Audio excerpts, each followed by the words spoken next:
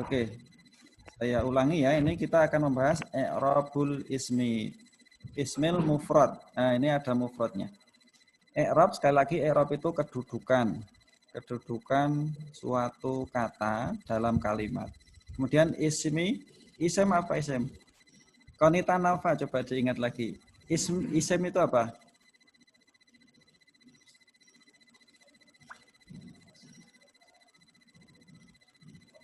Isem apa Mbak Konita? Ingat nggak? Apa Pak Fajar? Oh iya, monggo. Mbak Konita di-unmute dulu. Ingat nggak? Jawab aja kalau ingat, kalau lupa gitu.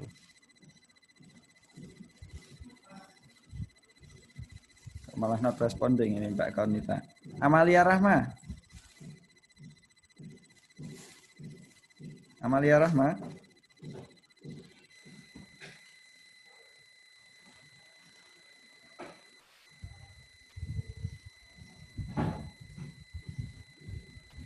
Kok nggak jawab juga? Aisyah Khairunisa aja ya. Aisyah. Mbak Aisyah Khairunisa. Isem itu apa sih kemarin?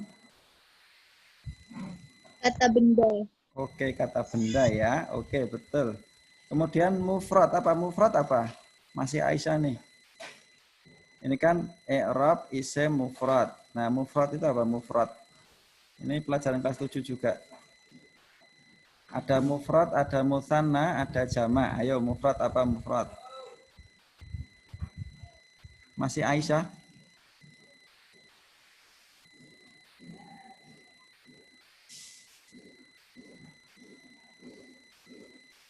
Apa sah? Apa ya? Tunggal. Oke. Tunggal. Betul ya.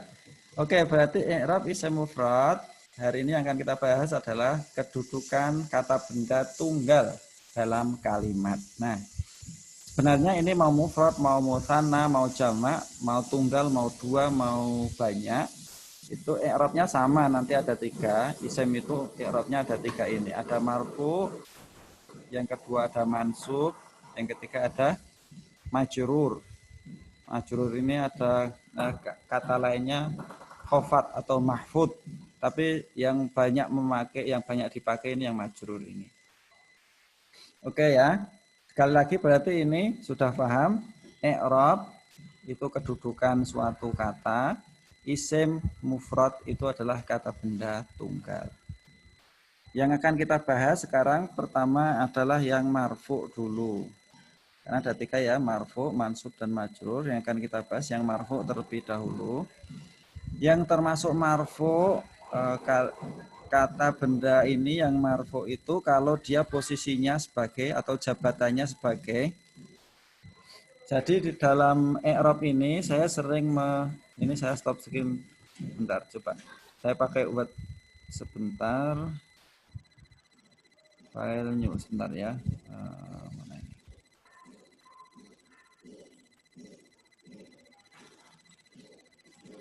Sebentar.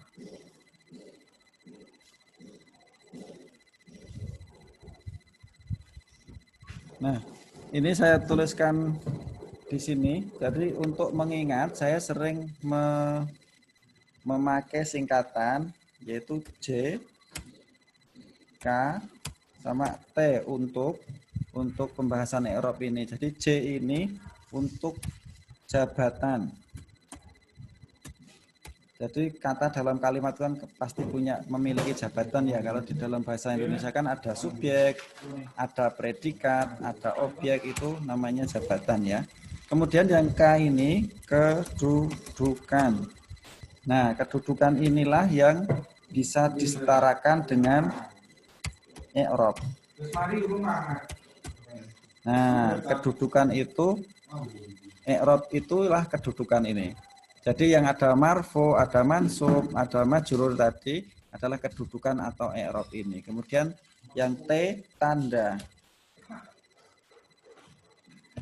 Tanda.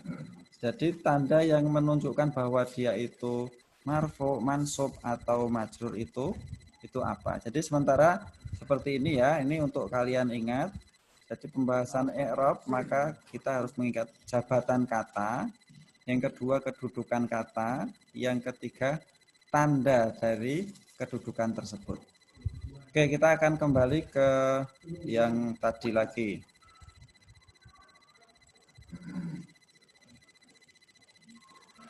Ya, kita kembali ke sini dulu. Jadi marfu, mansub, majrur ini sekali lagi ini adalah kedudukan atau i'rab. Ya, ingat i'rab. Jabatannya, nah yang menjadi anggota dari marfu ini ada 6 ini jabatannya. Kalau ada kata dalam kalimat itu memiliki jabatan sebagai mubtada atau khobar atau fa'il atau isim kana atau khobar ina atau naibul fa'il, maka kata tersebut menjadi memiliki kedudukan marfu. Ya, jadi nama-nama ini jabatannya, kemudian ini adalah kedudukannya atau i'rabnya. Oke, sampai di sini bisa dipahami belum ini ya? Semoga sudah ya. Kemudian untuk yang marfu ini sendiri memiliki ciri-ciri. Untuk kata benda tunggal ini kalau kedudukannya marfu maka ciri-cirinya adalah harokat dhammah di akhir kata. Kita akan melihat contohnya. Nomor 1 yang contoh dari mubtada dan khobar, al-faslu nadhifun. Nah, ini yang saya lingkar ini harokatnya dhammah ya, al-faslu. Faslu ini mubtada, kemudian nadhifun ini khobar. Jadi yang disebut mubtada dan khobar kayak gini. Ini al-faslu nadhifun. Jadi kalau ada kalimat dengan pola seperti ini, yang depan pakai al, yang belakang nggak pakai al, diterangkan menerangkan. Ini kalau kita lihat pola di bahasa Indonesia, misalnya kelas itu bersih, kemudian siswa itu ganteng misalnya, atau misalnya guru itu pinter misalnya, atau pulpen itu bagus misalnya. Nah, seperti itu adalah pola kalimat mubtada khobar. Dan kalau dalam bahasa Arab yang depan pakai al, yang belakang tidak pakai al. Kedua-duanya ini marfu kedudukannya. Jadi jabatannya mubtada, kedudukannya marfu. Kemudian tandanya kalau kita kembali ke tadi yang di word tadi JKT tadi, jabatan kedudukan T tandanya ini dhammah, Ya, jadi mubtada khobar itu yang seperti ini. Dua-duanya ini kedudukannya marfu. Oke, bisa dipahami ya insyaallah ya. Kemudian kita lanjutkan pada yang poin ketiga yang termasuk marfu ini adalah fa'il. Fa'il ini kalau kita artikan dalam bahasa Indonesia pelaku. Bisa juga subjek gitu ya, cuman tidak semua subjek itu pelaku. Jadi misalnya tadi kita melihat yang contoh pertama ini al-faslu nadhifun, kelas itu bersih. Ini punya subjek kan ya. Subjeknya adalah kelas, tetapi dia bukan pelaku. Jadi kalau fa'il itu spesifik sebagai pelaku. Kita lihat contohnya, dhahabat thalibu ilal fasli. Siswa itu pergi ke kelas. Pelaku dari kalimat ini, pelaku dari pekerjaan yang ada di kalimat ini adalah at-thalibu ini. Pelakunya adalah siswa. Maka siswa ini disebut fa'il. At-thalibu ini disebut fa'il. Karena dia jabatannya fa'il, maka dia marfu. Kedudukannya marfu. Kemudian tandanya dhammah. Oke ya, sampai di situ bisa dipahami ya. Intinya fa'il itu pelaku, ingat-ingat seperti itu saja, insya Allah sudah mudah. Kemudian yang keempat, yang termasuk di dalam kelompok marfu ini adalah ismu kana, isim kana. Isim kana itu ada kalau ada sebuah kalimat yang asalnya dari mubtada khobar, tetapi sebelumnya diberikan kata kana ini, kanal faslu nadhifan. Ini kan aslinya tadi ini saya ambil dari sini, al faslu nadhifun aslinya, kelas itu bersih. kemudian ditambahkan kana di depannya, kanal faslu nadhifan. Kana ini untuk menunjukkan kejadian di kalimat ini sudah terjadi pada waktu yang lampau. Jadi karena ini kan fi'il madhi. Jadi ini menunjukkan kita misalnya menceritakan kelas yang kita lihat kemarin itu bersih, maka menggunakan kalimat seperti ini. Kanal faslu nadhifan. Atau misalnya kita mau menceritakan kemarin saya lihat kelas itu bersih kok, hari ini jadi kotor, maka pakai kalimat ini. Kanal faslu nadhifan wa yakunu wasikhon. Nah, wa yakunu. Kalau yakunu itu kan fi'il mudhari untuk menjelaskan yang terjadi saat ini. Misalnya seperti itu. Nggak usah sampai sana dulu, yang jelas kita pahami isim kana itu adalah kata yang terletak langsung setelah kana ini. Ini namanya isim kana. Sedangkan ini akan kita bahas nanti di contoh yang mansub. Ini namanya khobar kana. Aslinya tadi mubtada khobar, kemudian kalau ada kana jadi isim kana, khobar kana, seperti itu ya. Nah, yang kita bahas ini contoh marfu ini adalah yang isim kana, yang di sini nih. Al-faslu kana al-faslu. Ini namanya isim kana. Oke, seperti itu ya, bisa dipahami insyaallah. Tidak terlalu sulit. Kemudian yang poin kelima yang termasuk dalam kelompok marfu ini adalah khobaru inna. Khobar inna. Nah, sebagaimana halnya kana tadi, polanya mirip atau bisa dibilang polanya sama. Inna al-fasla nadhifun, tetapi untuk inna ini kebalikannya kana. Kalau ini namanya isim inna, setelah inna langsung isim inna, setelah kana langsung isim kana, sama ya namanya. Tetapi i'rabnya atau kedudukannya berkebalikan. Kalau yang setelah kana langsung isim kana itu marfu, kemudian khobar kananya ini mansub atau harokatnya fathah ini. Kalau inna kebalikannya, setelah inna langsung namanya isim inna, ini yang mansub, dan ini khobar innanya yang marfu. Yang kita bahas yang ini, yang marfu, yang khobar inna nadhifun. Nah ini ya. Kemudian yang keenam, poin yang keenam yang termasuk kelompok marfu ini adalah naibul fa'il. Naibul fa'il itu apa sih? Naibul fa'il itu ya, ada yang mau menyampaikan sesuatu. Naibul fa'il itu adalah ini, kalau ada pola kalimat seperti ini, ukilal khubzu, ukila, kayak kutiba siyamu, kutiba alaikumus siyamu, diwajibkan bagimu puasa. Kalau ini ukilal khubzu, roti itu telah dimakan. Atau misalnya ada yang di surat Ar-Rum itu, pada surat Ar-Rum ayat kedua, alif lam mim hulibatir rumu. Nah ini hulibati. Ini ada kalimat fi'il madhi uia. Kalau fi'il madhi harokatnya uia. Hulibatir rumu. Telah dikalahkan Romawi. Nah Romawi itu kan kalau kita melihat terjemahan di bahasa Indonesia itu seolah-olah dia adalah objek. Karena yang dikalahkan, yang dikenai pekerjaan, dikalahkan kan. Tetapi kalau dalam susunan bahasa Arab, kalau polanya seperti itu, maka ar-rumu atau al-khubzu ini disebut naibul fa'il, telah dimakan roti. Karena ukila atau huliba tadi atau kutiba itu disebut dalam bahasa Arab itu fi'il majhul, kata kerja yang tidak diketahui pelakunya. Intinya gitu aja, dimakan, ya diwajibkan, tadi dikalahkan, pelakunya siapa tidak diketahui, namanya fi'il majhul. Maka ada yang menjadi naibul fa'il namanya, pengganti fa'il, itu adalah kata yang terletak setelahnya.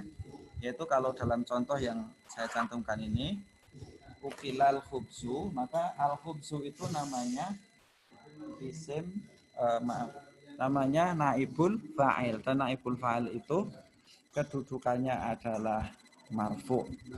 Sebentar, ini baterainya mau habis, tak ngecas sebentar. Baterai laptopnya mau habis.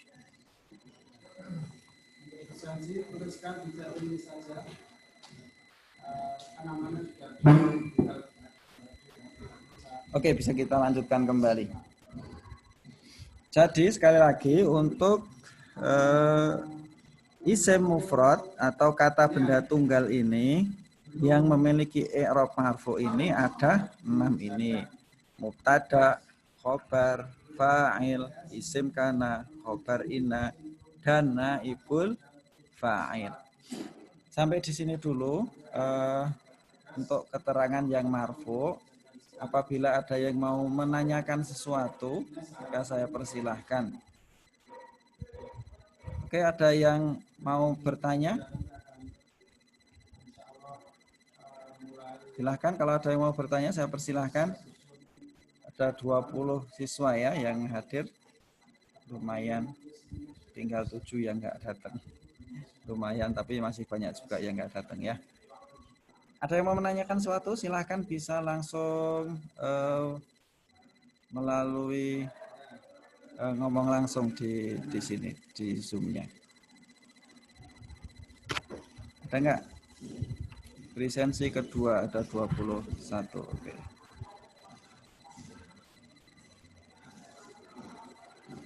Kalau tidak ada, untuk Zoom-nya saya cukupkan sampai di sini dulu. Nanti setelah ini insya Allah akan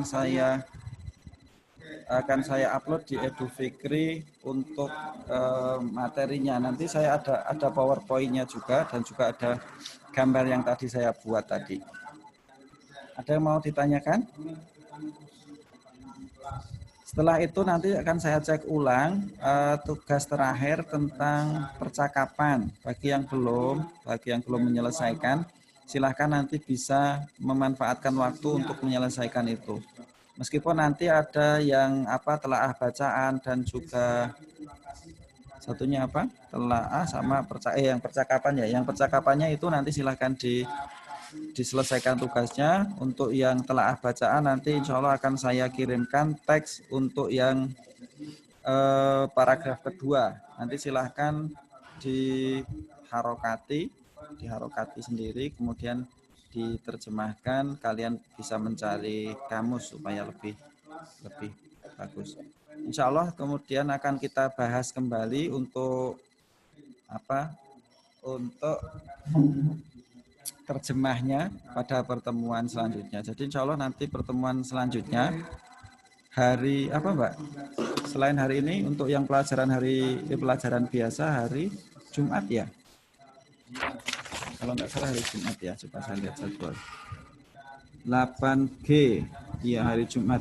Insya Allah nanti kita hari Jumat Zoom lagi akan kita manfaatkan untuk membahas ya evaluasi tugas sama membahas bacaan.